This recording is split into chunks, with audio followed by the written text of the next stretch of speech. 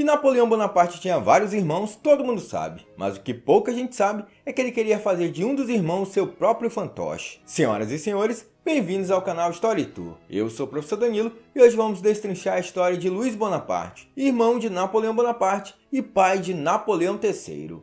Mas antes de irmos para o vídeo, deixa eu te dar um recadinho rapidinho. Esse recado é para você que gosta de história, gosta do canal e gosta do meu conteúdo. Se você é essa pessoa, considere ser membro do Story Tour Flix, que é o clube de membros aqui do YouTube. Fazendo parte do clube de membros, você recebe vídeos exclusivos semanalmente. E se inscrevendo hoje, já tem aí mais de 10 vídeos para você maratonar. Outra coisa que você pode seguir lá no Instagram ou na Rede das Dancinhas, porque tem vídeo curto todo dia, além de conteúdo nos stories. No mais, bora pro vídeo!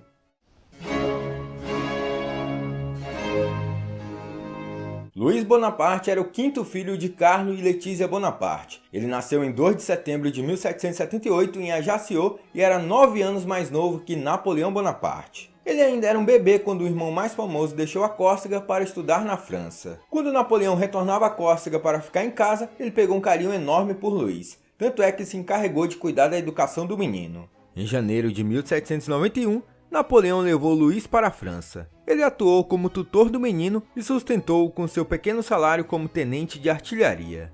Alguns meses depois, Napoleão escreveu a José, o seu irmão mais velho: Luís está estudando muito e aprendendo a escrever em francês. Estou ensinando-lhe matemática e geografia e ele está lendo história. Ele será um excelente aluno. Com 12 anos, Luís estava menos entusiasmado com o projeto. Napoleão o obrigou a trabalhar arduamente e Luís sentia a falta da Córcega. Ele escreveu a José meio que querendo dizer que queria voltar para casa. Mas seus planos tinham que passar pelo outro irmão, e Napoleão decidiu que Luís deveria se tornar um soldado.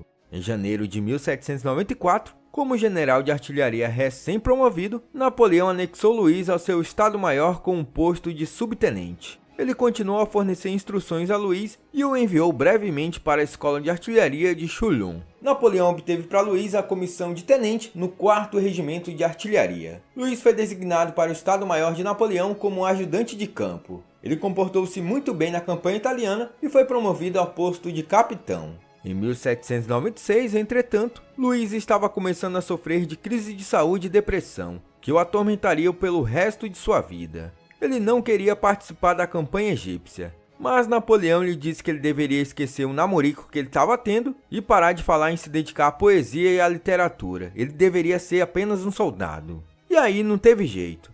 Luís Bonaparte serviu como ajudante de campo de Napoleão no Egito, partindo mais cedo quando Napoleão o enviou de volta à França para entregar mensagens. Ele não participou do golpe de estado de Napoleão em novembro de 1799 na França, mas compartilhou seus benefícios recebendo a promoção a chefe de brigada. Isso não trouxe nenhum benefício para o regimento. Luís declarou que estava doente, meteu um atestado e ficou escrevendo poemas em Paris, evitando assim a campanha contra os austríacos.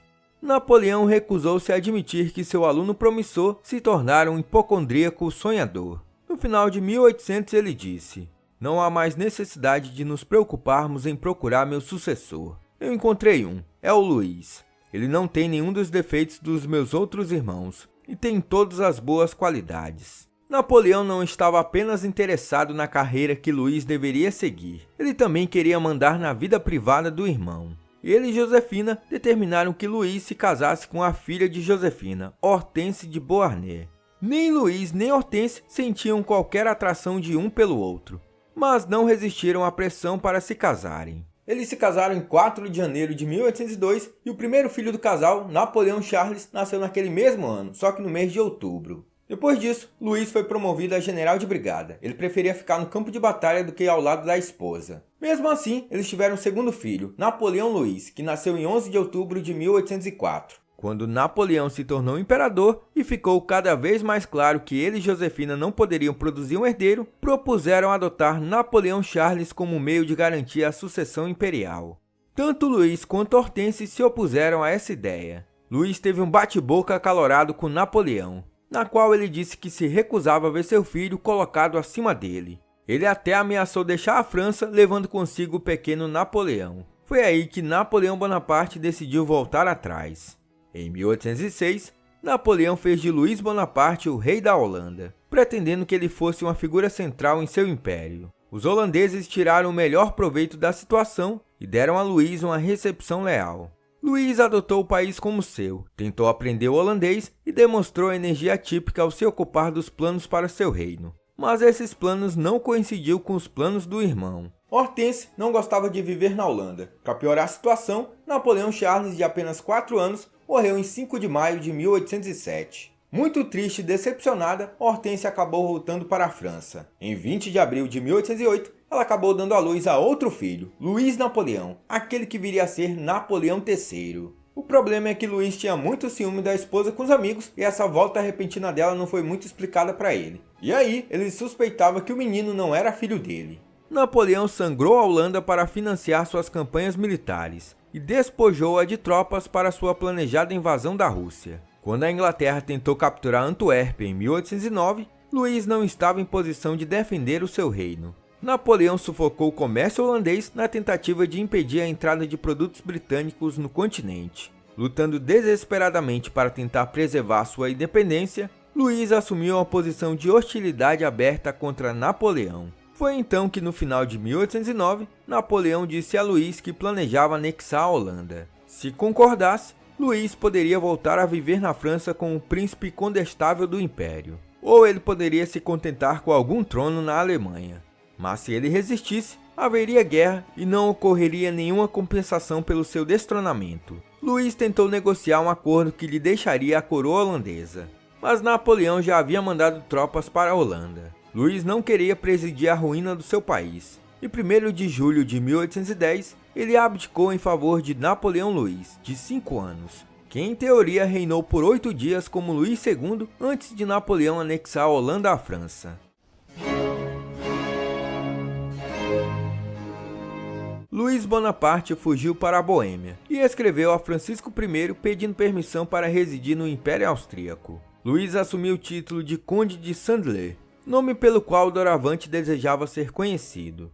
Embora Napoleão insistisse que ele voltasse para a França, Luís estabeleceu-se ao sul de Viena. Lá ele se tornou uma espécie de eremita, vendo poucas pessoas, exceto seus médicos, com quem se consultava de vez em quando e com quem brigava. Em 1812, quando Napoleão foi levado à ruína na Rússia, a saúde de Luís mostrava-se bem debilitada. Durante a maior parte daquele ano, ele sofreu de paralisia parcial da mão direita.